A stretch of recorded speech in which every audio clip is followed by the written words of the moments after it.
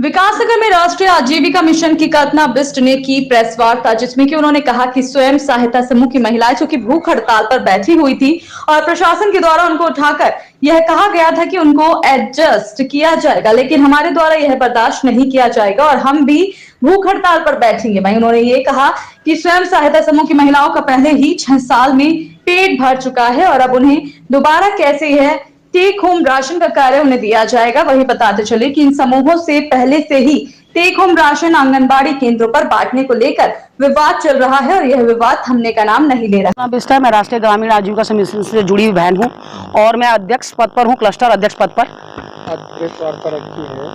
क्या इसका उद्देश्य ये है कि जो टेक होम राशन, हम राष्ट्रीय ग्रामीण आजीविका मिशन से जुड़ी हुई बहनें हैं, हमारी आर्थिकी को बढ़ाने के लिए 2015 में सरकार ने टेक होम राशन को हमारे साथ जोड़ा था और कुछ समूह को मिला भी हुआ था। उसके लिए हमने निरंतर ऑब्जेक्शन उठाया कि 6 साल से उन्हीं को मिला हुआ है, अब नए समूह को भी मिलना चाहिए। तो सरकार ने हमारी सुनी, प्रशासन ने हमारा सुना, हम धन्यवाद करते हैं। साथ ही पर अभी एक इशू उठा है, सब कुछ सही चल रहा था, परंतु जो पुराने समूह हैं उनका लॉटरी में जब नाम नहीं आया, कुछ का नाम नहीं आया, उन्होंने फॉर्म भरा, तब तक तो कुछ नहीं था, फॉर्म भी भरा उन्होंने, जब लॉटरी में नाम नहीं आया तो अब उन्होंने ऑब्जेक्शन उठाना शुरू कर दिया, राशन बांटने नहीं दिया नए समूह को। जब नए समूह को राशन नहीं बांटने दिया तो भी वो बवाल ठंडा। जब उनकी वहां नहीं चली, वो एक कोई 2015 का अपना शासनादेश दिखा रही थी कि रतूड़ी जी ने इसमें लिखा हुआ है कि कोई माता समिति को बाध्य नहीं कर सकता। जब उनका वो नहीं चला, उनको ये बताया गया ग्राम विकास अधिकारी द्वारा या किसी भी हमारे द्वारा या जो बांट रही थी महिलाएं काम, कि भाई 2015 से लेके अब तक तुम बांट रही थी, तब क्या तुम्हें 2015 का शासनादेश नजर नहीं आया था? जब उनकी वहां नहीं चली तो वो भूख हड़ताल पर बैठ गई।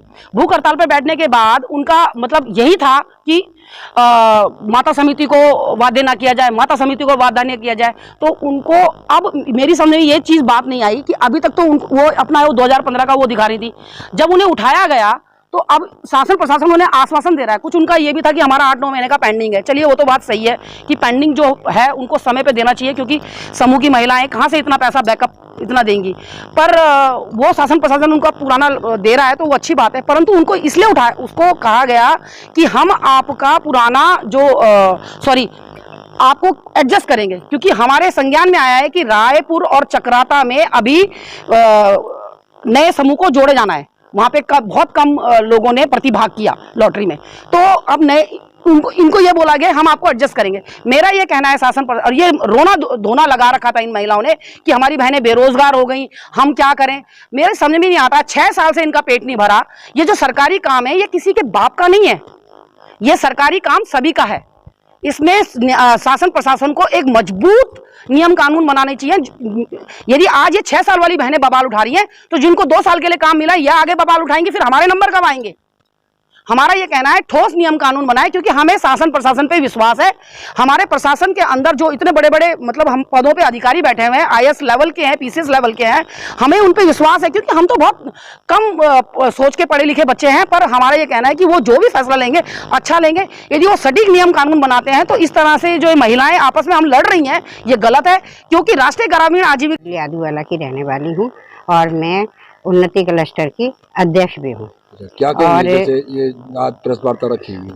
प्रेस वार्ता इसीलिए रखी गई है कि पहले तो मैं धन्यवाद करूंगी शासन प्रशासन का कि मेरे को भी विज्ञप्ति में मेरा भी नाम आया और मुझे भी टेक होम राशन का कार्य मिला। दूसरी बात यह है कि जो लोग धरने में बैठी हैं या जिनका रिजेक्ट फॉर्म हो गया वो दोबारा धरने में बैठी हैं, भूख हड़ताल कर रही हैं, शासन को अपनी तरफ से जैसे वो चाह रही हैं उस तरह से मोड़ रही हैं शासन प्रशासन को। मैं सभी से यही कहूँगी पदाधिकारियों से कि वो इस तरह से इनके झांसे में ना आए और नियम और कानून के द्वारा ही सारे कार्य पूर्ण करें। जो महिलाओं के अभी भी रह गए हैं, जो अभी रिजल्ट आउट नहीं हुए, बहुत सी बहनों ने भरा था, अगर इनको एडजस्ट किया जाता है तो हमारी और बहनें उनको भी एडजस्ट किया जाए, अकेला उनको नहीं छोड़ा जाए। और रही बात वो भूख हड़ताल पे बैठ सकती हैं, तो भूख हड़ताल पे हम भी रह सकते हैं। जब 9 दिन हम व्रत रख सकते हैं देवी का, तो हम उसी रूप को लेके हम भी वहाँ बैठ सकते हैं और हम भी उन बहनों की नहीं लड़ेंगे जिनका अभी तक रिजल्ट में नाम नहीं आया है। और बहुत सी बहनें ऐसी हैं जो अकेली महिला हैं और उनको काम की अति आवश्यकता है और उनका भी नाम नहीं आया और उनके फार्म रिजेक्ट होने की कोई सूचना कहीं नहीं मिली गई और वो बहनें आज भी खुश हैं। पर जब भूख हड़ताल पे ऐसी बहनें बैठेंगी जो सब तरह से सक्षम हैं और उनके फॉर्म रिजेक्ट भी हुए हैं और उसके बाद भी वो बहनें परेशान हो रही हैं। अरे जिन बहनों को आना चाहिए उनको आना चाहिए। अब 6 साल आपने खाया है और लोगों को भी आगे बढ़ जाने दीजिए। चलो। और देश और दुनिया से संबंधित जानकारी जानने के लिए हमारे चैनल को सब्सक्राइब